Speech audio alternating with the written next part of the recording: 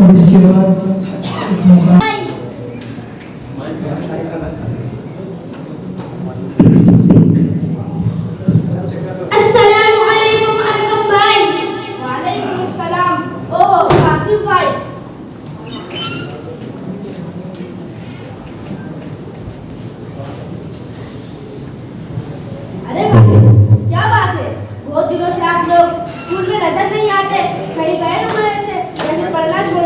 तशरीफ रखिए।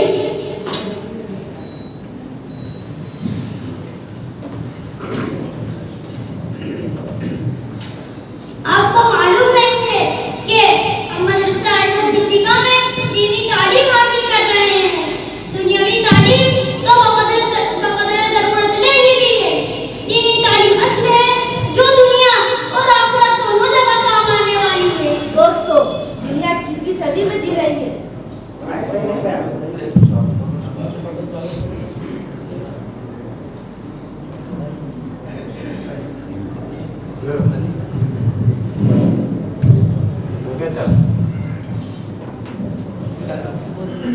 दोस्तों, दुनिया किसवीं सदी में जी रही है। साइंस और टेक्नोलॉजी अपने मुमकिन और उसको पहुंचने जा रही है। इंटरनेट के जरिए दुनिया एक गांव में तब्दील हो चुकी है। आज के इस कंप्यूटर के दौर में आपके सारे आउट ऑफ डेट हो चुके हैं। लिहाजा मेरा तो यही मशवरा है कि आप लोग फिर से स्कूल में दाखिल हो जाए। आप जैसे होनहार, ज़हीन और समझदार बच्चे लिख पढ़कर कौम समाज के काम आ सकते हैं। और ये भी तो सोचिए कि मौलवी होकर तुम कौम समाज की क्या खिदमत कर सकते हो। इंडिया कौम के लिए बोझ बन जाओगे। इस दौर में तालीम है मराज़ मिल्लत की दवा। इस दौर में तालीम है मराज़ मिल्लत की दवा। रसूल फासिद के लिए तालीम मिसले नस्ल। इन सब चीजों को सोच समझकर कोई फैसला कर लो।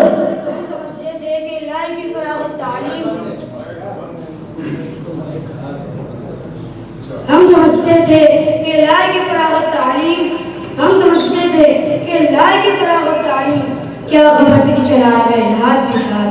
भाई, आप लोगों की ये सब बातें सुनकर हमें बहुत तकलीफ हुई।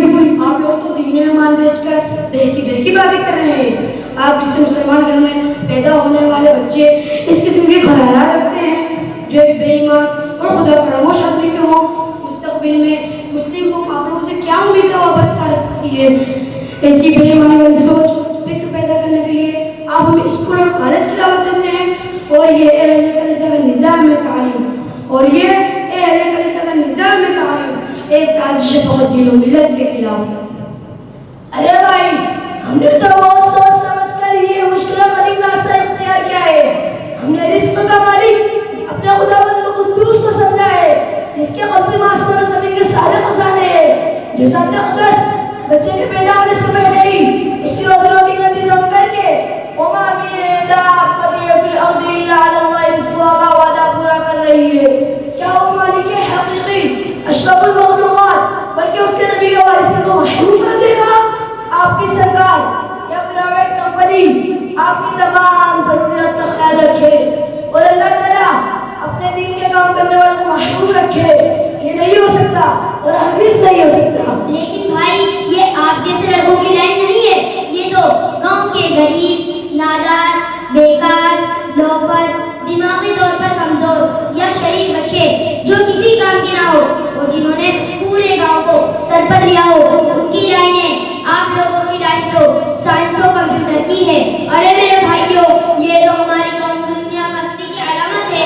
जो दीन को बुनियाद बनाकर अपने शरीफ, होनहार और ज़हीन बच्चों को स्कूल कॉलेज में भेजती है और उन ज़हन, बुद्धू, शरीर और जिस काम के ना हो ऐसे बच्चों को उलमा इकराम के हवाले करते हैं। भाई लोग, अरे रुकिए, ये तो बेचारे उन उलमा इकराम का ही जगह गुदा हिम्मत और खुदा है कि वो हजारों किस्म की ज़हनी, माशी और सामाजिक फिरोज़ की अपना खून पसीना एक करके कौम के बिगड़े हुए, समाज के लुटाए हुए और माँ बाप का हक़दारों को सही रास्ते दिलाने की अंतर कोशिश करते हैं। दूसरी तरफ दिली तालीम देने से बेखबर होकर माँ बाप अपनी औलाद को दुनियावी तालीम देने में जान, माल, इज्जत और आबरू सबकी कुर्बानी देते हैं और फिर कहीं नाफरमानी, अज़ियत, बदतमीजी वगैरह की शिकल के फल उनको देते हैं।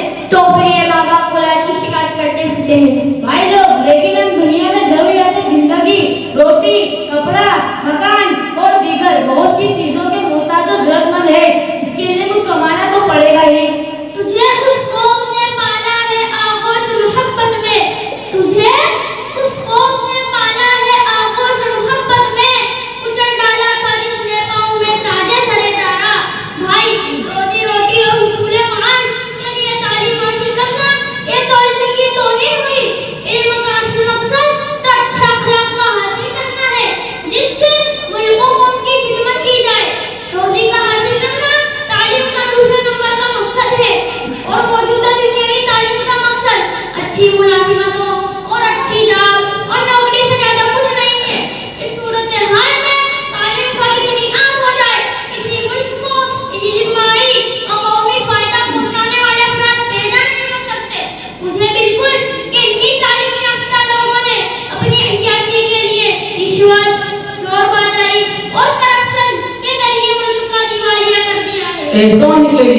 मौलाना अबुल कलाम आजाद, जो एक मौलवी होकर आजाद हिंदुस्तान के सबसे पहले उसने तालीम बनाए गए थे, जिन्होंने बहुत करीब से अंग्रेजी तालीम के ठेकेदारों को देखा था और फरमाया था कि ये बड़ी बड़ी मॉडर्न एजुकेशन के कॉलेज और यूनिवर्सिटियां हैं, किस मखलूक से बनी हुई है? नहीं, एक एक मुट्ठी गेहूं और प्याला चावल के परस्तारों से, जिनको ये यकीन दिलाया गया है कि मॉडर्न एजुकेशन हासिल किए बगैर वो अपनी ग़िज़ा हासिल नहीं कर सकते हैं। आपको यकीन दिलाना चाहता हूँ कि इल्म की इस आम तौहीन तस्दीक की तारीकी में सच्चे इल्म परस्ती की रोशनी बराबर चमकती नहीं है। ये मिल्लत के तालिबान इल्म दीन की जमातें हैं, जो इस्लाम के कदीम मज़हबी उलूम और मज़हबी ज़ुबान के फ़नून मुख्तलिफ अरबी मदारिस में हासिल कर रही है। यकीन कीजिए, मजाज तौर पर आज सिर्फ यही एक जमात इल्म की सच्ची परस्ता करी जा सकती है। और वक़ौल खुदा मरहूम अस्र हाज़िर मलकुल मौत हिजरा, अस्र हाज़िर मलकुल मौत हिजरा, जिसने कब्ज़ की रूह तेरी देखे तुझे फिक्र माश। इल्म का असल मकसद इंसानियत, शराफत और अखलाकी कैरेक्टर का मालिक बनना, और दीन मदारिस में इन्हीं बातों की तरफ तवज्जो दिलाई जाती है। जबकि कॉलेज और यूनिवर्सिटी में तालीम देखिए, तालीम के नाम पर बदअखलाकी, बेहयाई, आवारगी, फसाद, इंतशार, माल और मुद्दे का लालच वगैरह कितनी बुराइयों ने जन्म दिया है। जबकि ये मदारिस खामोशी और सुकून और वक़ार के साथ अपने आला मकासद से मशगूल हैं। आप लोगों की बातों से मालूम होता है कि मदारिस ही इंसानियत के सही लेबर और इंसानियत को शराफत और अखलाकियत का आला दर्जा देने वाले। हाँ, सही बात है। दूसरे तालीमी वसन आता इससे मलूम है। बिल्कुल बिल्कुल। तो क्या ये सिर्फ ज़बानी नमक होती है? ये हमारे मैदान में भी आप लोगों ने इंसानियत के खातिर का वो दिमाग दिए, हालात का सुनीलियों, जमाने के जालिम और जाबिर हुक्मरानों और ख्वाहिशात नफ्सानी का मुकाबला करने का भी इंसानियत को बचाया है। अरे भाई, आप ये क्या कह रहे हैं? या सिर्फ गद्दे, बिस्तर और स्टेज की जिन्हें बने हैं? हाँ, तो लोगों का ये कहना है कि जमाने में उम्मत को इन मौलवियों ने गुमराह किया, अपनी हुकूमत और मोनोपोली चलाते रहे हैं। बल्कि मैंने तो हिस्ट्री में ये भी पढ़ा है कि दुनिया में सबसे ज्यादा बेकार और बेमकसद ये मदारिस और मौलवी लोग हैं। इन मदारिस ने मुसलमानों में दकिया, नसीहत, तंगदर्दी और पुरानी बातों की रट लगाने और रट करने के अलावा कुछ भी काम नहीं किया है। और फिर भी कुएं के मेंढक की तरह दुनिया के अहवालों वाक़ियात से बिल्कुल बेखबर होने के बावजूद दुनिया में अपनी हुकूमत कायम करके ज़माने की रफ्तार वो तरक्कियात की कड़ी उल्टी सिमत में फिराने की बेकार कोशिशों में मसरूफ नजर आ रहे हैं। दुनिया है रिवायात के फंदों में गिरफ्तार, दुनिया है रिवायात के फंदों में गिरफ्तार। क्या मदरसा, क्या मदरसे वालों की दगोदो कर सकते थे जो अपने ज़माने की इमामत कर सकते थे, जो अपने ज़माने की इमामत, वो कोना दिमाग अपने ज़माने के हैं पेरू। तारीख के जुनून ये है कि दौर खिलत में, तारीख के जुनून ये है कि दौर खिलत में एक सिलसिला इदारों से हमने बनाया। भाई, उम्मत मुस्लिमा में एक उलमा का तबका है, एक ऐसा मुतहर्रिक, हस्सास, फ़अ्आल और गयूर तबका है जिसने दुनिया की तारीख में बेशुमार कारनामे अंजाम दिए हैं। तख्ते सतम से लेकर मसनदे दर्ज तक जितने भी साले इनकलाबात रूनमा हुए थे, सब इसी बेबाक तबके के जुर्रत मौलाना इक़दामात कर दी जाए। तारीख खत्म हुआ तो अज़ीमत शहीद है कि हर ज़माने में इन मदारिस के उलमा ने फितनों का मुकाबला किया, जालिमों को मुख्तार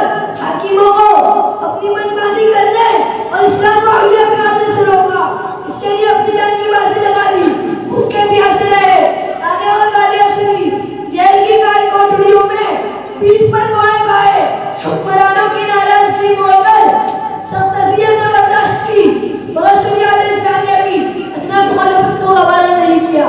ना पूछ इन खिरका पोशों की इरादत हो तो देख इनको, ना पूछ इन खिरका पोशों की इरादत हो तो देख इनको, यदे बैजा लिए बैठे हैं अपनी आस्तीनों में। इसी दरिया से उठती है वो मौजे तुंद जौला भी, इसी दरिया से उठती है वो मौजे तुंद जौला भी, नहंगों के नशे मंजिस से होते हैं कहो गाला। आखिर किस चीज ने जेल खाने से इमाम अबू हनीफा का जनाजा उठाया? इमाम मालिक को मुजरिम बनाकर नंगी पुष्ट पर क्यों कोड़े बरसाए गए? मसले खल्क़ कुरान में इमाम अहमद बिन हंबल की पुष्ट पर हाथी भी ताब न ला सके। ऐसे कोड़े किस जुर्म में मारे गए? उत्तर हिंदुस्तान में अकबर के दीन इलाही के जरिए शरीयत इस्लामिया की खुली तौहीद और कलीमे तय्यबा तक की तब्दीली का हो जाना, जिससे ऐसा महसूस होने लगा था कि हिंदुस्तान में इस्लाम चंद दिनों का मेहमान है। लेकिन ऐसी पुरआशोक और खतरनाक माहौल में मदरसे की चटाइयों और खानकाहों की दरियों पर बैठकर किताब और सुन्नत का दर्स देने वाले एक मौलवी की रूह बेचैन और बेकरार हो गई। वो इस्लाम के खिलाफ इस हंगामे आराई को बर्दाश्त न कर सका। वो फितनात परी का मुकाबला करके इस्लाम के रोशन चेहरे को शिर्क व बिदअत के गुबार से पाक करके ही दम लेता है। मेरी मुराद हज़रत शेख अहमद सरहिंदी मुजद्दिद अल-बशानी की दादा गिरामी है। इकबाल मरहूम को बेख्तियार क़िरादत नसीब में कहना पड़ा। वो हिंद में सरमाया मिन्नत का निगहबान, वो हिंद में सरमाया मिन्नत का निगहबान, अल्लाह ने बर वक्त किया जिसको खबरदार, गर्दन न झुकी जिसकी जहांगीर के आगे, गर्दन न झुकी जिसकी जहांगीर के आगे, जिसके नफसे गर्म से है गर्मी अहरार। इसी तरह हिंदुस्तान में अंग्रेज ने इस्लामी अकायद को बिगाड़ने और इस्लामी तारीख को मस्ख करने की कोशिश की, तो इसका मुकाबला करने वाले यही उलमाए किराम थे। अगर यकीन नहीं आता तो माल्टा की कोठी से जाके पूछो कि शेखुल हिंद मौलाना महमूद हसन को हरमैन शरीफैन से किस जुर्म में माल्टा पहुंचाया गया? अहमद आबाद और अहमद नगर की जेलों से गिरफ्तार करो। कैसे ये हमसे अहमद रंदी बार-बार तुम्हारी ज़ियारत के लिए क्यों आते थे? अंडमान के जजीरों से पूछो कि काले पानी वाले जाफर खानसरी कौन थे? बालाकोट के अंग्रेजों से सवाल करो कि शाह इस्माइल शहीद और सैयद अहमद शहीद यहाँ किस वक्त से आते थे? मुगलों के ज़माने के साथ ही अंग्रेज ने सबसे पहले उलमा को अपना निशाना बनाया। कभी मुसलमानों को मुर्तद बनाने की तदबीरें, तो कभी दीनी मदारिस बंद करने की साजिशें होती थी। उलमाए किराम ने अपनी दूर अंदेशी और बेदार मगज़ का सबूत देते हुए पूरे मुल्क में दीनी मदारिस का जाल बिछा दिया। बात पर साबित किया कि उलमाए किराम ने उम्मत की दोबारा जिंदगी का जो प्लान दीनी मदरसे की शक्ल में बनाया था, उसको वो कामयाब हो गए। उलमाए किराम ने सिर्फ दीनी मदारिस कायम नहीं किए, बल्कि उसको तमाम इस्लामी दुश्मनी ताकतों का इल्मी, अमली, सियासी, अखलाकी और वाहन का भी मुकाबला किया। कभी ईसाइयत से मुकाबला हुआ तो कभी आर्य समाजों को ताक़त हुआ, तो कभी शुद्ध संगठन की तारीख को तोड़ा। अलगढ़ उलमाए किराम और दीनी मदारिस बनाने का काम ये किया कि इस्लाम को उस शक्ल में आगे देखा जिस शक्ल में रसूलुल्लाह सल्लल्लाहु अलैहि वसल्लम और सहाबा किराम ने उसको छोड़ा था। लहू से लाल किया सैकड़ों ज़मीनों को, लहू से लाल किया सैकड़ों ज़मीनों को, जहाँ मैं छेड़ के बेकार अक्ल दी मैंने, जहाँ मैं छेड़ के बेकार अक्ल दी मैंने, आई जवाबंदी हम कोई हो बेबाकी, अल्लाह के शेरों को आती नहीं रुबाई। यहाँ तक के 200 साल के तवील अरसे में हर तरह की साजिशों, काविशों और दुनिया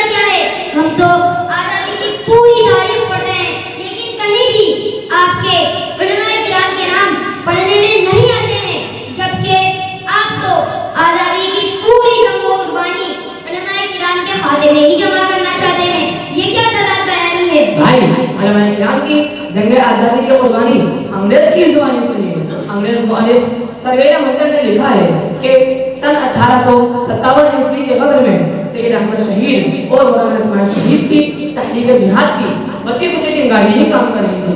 मौलाना यहया अली और मौलाना जाफर थानेसरी की सजाए मौत सिर्फ इसने मंसूब की कि इस मौत के फैसले पर ये बुजुर्ग खुशी मनाने लगे।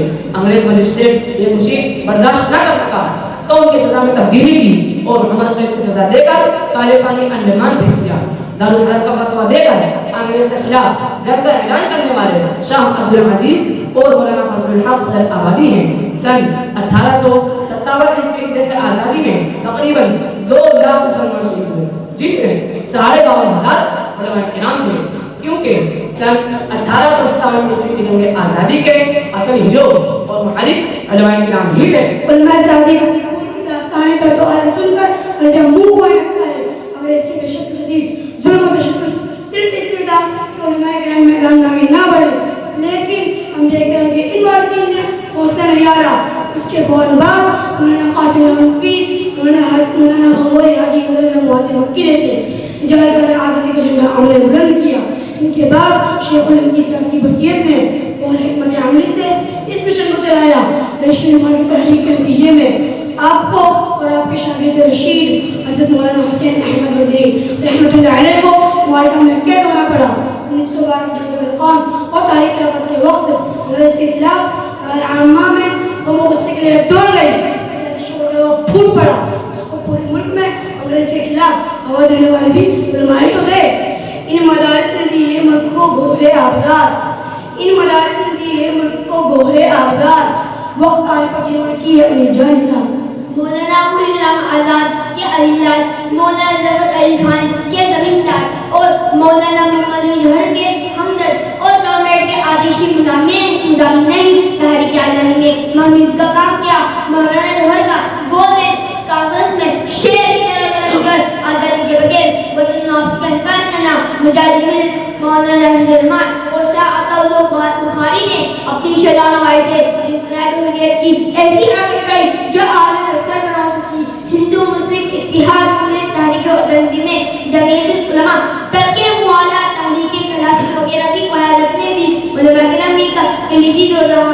अगर उलमा अज़ीमत कुर्बानी के नौ मिशन कायम न करते तो बरतानी साम्राज्य का शुरू होकर आज़ादी की जुल्म कभी रूह न होती।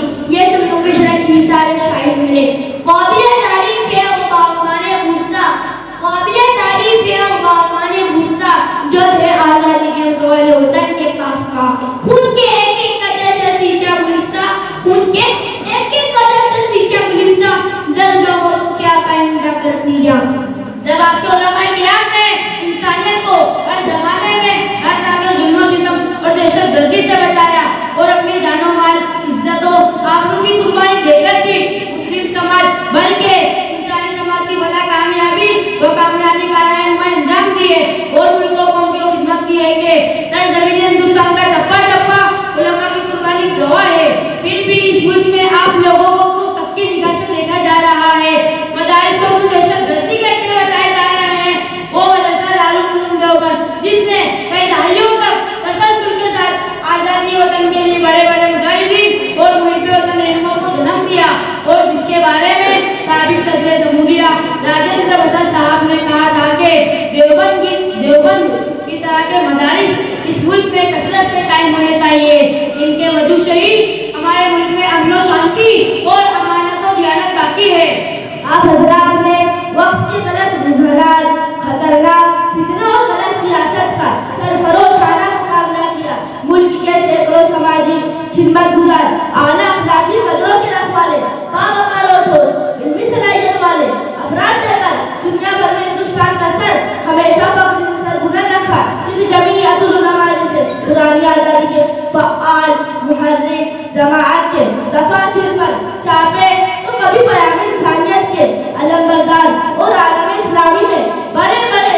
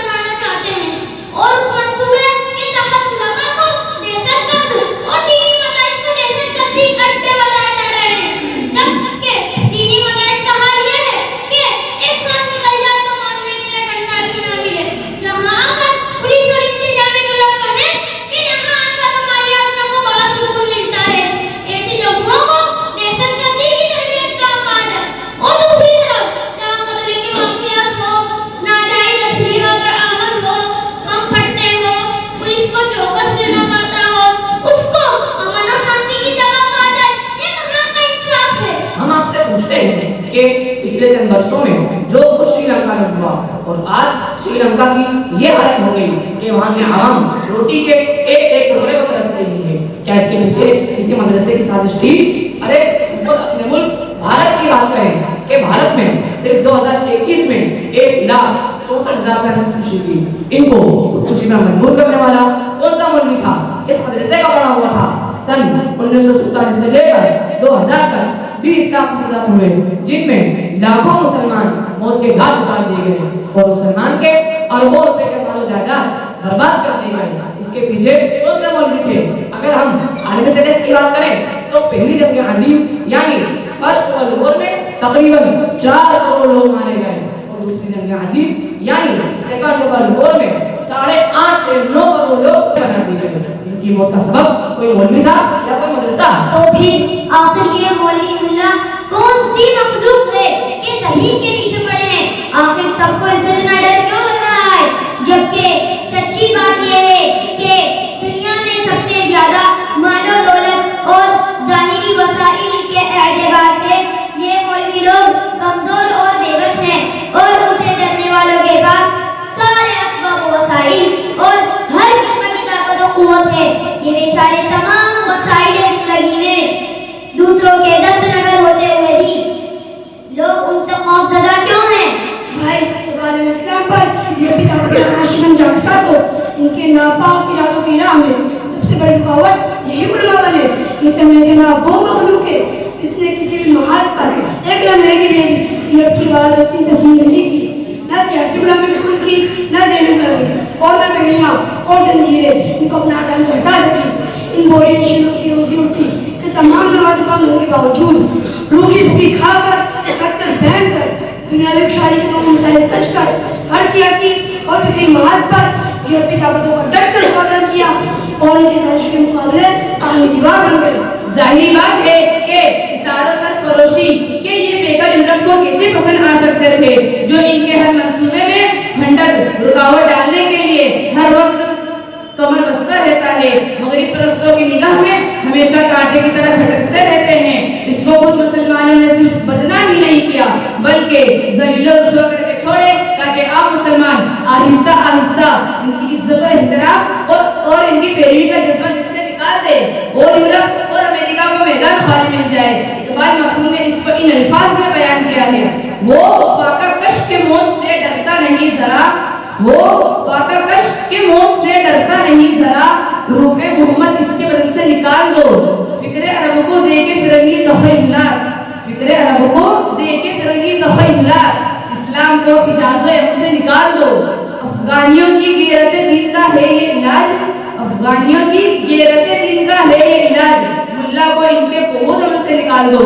चुनांचे उलमा किराम को बाकायदा सोची समझी साजिश और मनसूबाबंदी से बदनाम किया गया, यहाँ तक कि ये बात लोगों के दिलों में रचा दी कि ये मदारिस फरसुदा, बेकार और आउट ऑफ डेट है। इसके साथ अहले इल्म के भेस में कुछ दुनिया परस्तों में भी जो हर दौर में मौजूद रहे उलमा किराम को बदनाम करके लफ्ज़ मुल्ला को गाली बना दिया।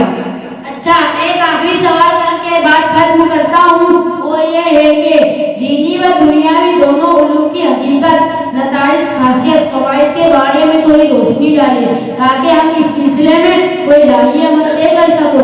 साथ में ये भी बताते चले कि आपके इन मदारिस में क्या पढ़ाया जाता है और किस चीज़ की तरफ ज़्यादा तवज्जो दी जाती है ताकि हम अपने मुस्तकबिल के सिलसिले में कोई फैसला कर सकें। भाई दुनियावी उलूम का सरचश्मा मादा है, जबकि दीनी उलूम का मम्मा ज़ातन वाला खुदावंदी है। दीन के बगैर दुनियावी उलूम में घुसने से, आखिरत से गाफिल होकर नाज़बड़ी, मुतवर्जी, लालच, जुल्म की हकारत, इफ़ाक़, किसावत कलबी, बेहयाई, दुनिया तलबी, महज़ब ख़ानदान की चोरी, कानूनी रंगी डकैती और हकीर किस्म की अगराद ख्वाहिशात की तकमील के लिए हज़ारों इंसानों में जानो माल से खेलने के लुत्फ़ महसूस करता है, जिससे दुनिया में बेचैनी, बेइत्मीनानी, बेईमानी, मायूसी, तअज्जुब वगैरह की सजा बनकर यह दुनिया जहन्नम का नमूना बन जाती है। जब के दुनिया में अल्लाह ताला के साथ सिफात और कमालात की मारिफत में रात दिन मशगूल होने से अल्लाह ताला के कमालात, कुदरत और ताकत और आसमान वगैरह से नफ्स मुतमइन्ना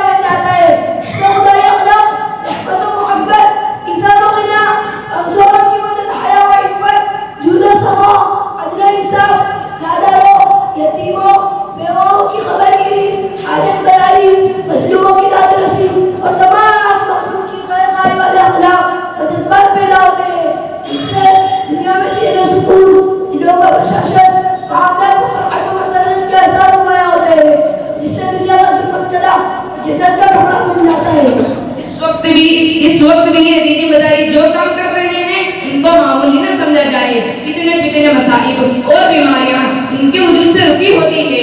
अगर ये रोशनी की में बाकी रहे तो हिंदुस्तान मुसलमानों को ज़हनी और जिस्मानी इर्तिदाद का कोई खतरा नहीं है। ये बात इस्लाम दुश्मन ताकतें खूब अच्छी तरह से जानती है कि हिंदुस्तान मुसलमानों को इल्मी, अमली व रूहानी मरकज़ियात जो हासिल है वो इन दीनी मदारिस की वजह से है। वो जुगन हर दिल में इसकी जहन में हो ये ख्याल, वो जुगन हर दिल में इसकी जहन में हो ये ख्याल, नक्शपाए मुस्तफाए रहनुमाए बाकमाल। आपसी नफरत मिटाकर वक्त थोड़ा दीजिए, आपसी नफरत मिटाकर वक्त थोड़ा दीजिए, ये रहे कायम हमेशा ऐसा ही कुछ सोचिए। वो मुहाफिज आप इसके जो कहे रुहे चमन, वो मुहाफिज आप इसके जो कहे रुहे चमन, नोच खाएंगे वरना वक्त के सादो सगर। अच्छा ठीक है, क्या आज के दौर में कोई मौलवी है ऐसा जिसने कौम मुल्क के और इंसानियत के लिए कोई काम किया हो? अब मैं आपको बताऊं कि मौलवी क्या है और इसने क्या किया। शेखुल हिंद मौलाना महमूद हसन देवबंदी ने जामिया मिलिया की बुनियाद रखी जो सन 2021 में टॉप रैंक यूनिवर्सिटी में दूसरे नंबर पर रही। और बताओ मौलवी ने क्या किया।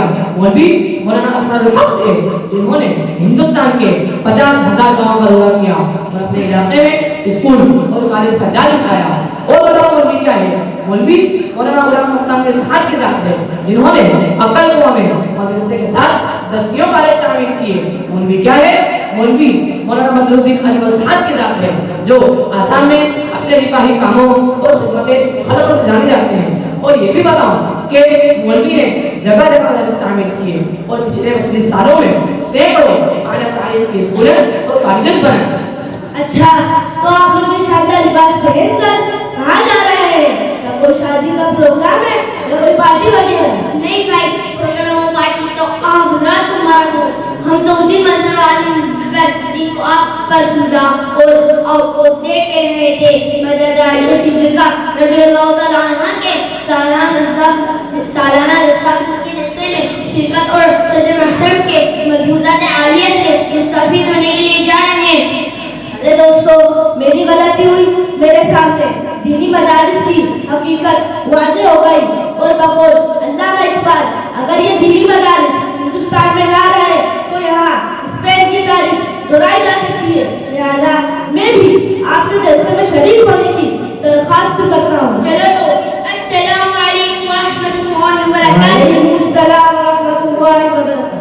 माशाअल्लाह, अगर हमने की बातें बहुत से सुनी उनके बहुत सारे एतराज़ात जो हमें मदरसे से मुताल्लिक़ और मदरसे की तालीम से मुताल्लिक़ हमारे जहनों में गर्दिश करते हैं, उन तमाम एतराज़ात की इनके मुकालमे में जवाब तशफ़ी बख्श मिल गया है। अगर हमने नहीं सुना तो इंशाअल्लाह इसकी वीडियो रिकॉर्डिंग जो हो रही है वो इंटरनेट पर यूट्यूब पर डाल दी जाएगी, तो आप उसको समाअत करें और उसके ज़रिए से अपने बहुत सारे इश्कालात को दूर करें।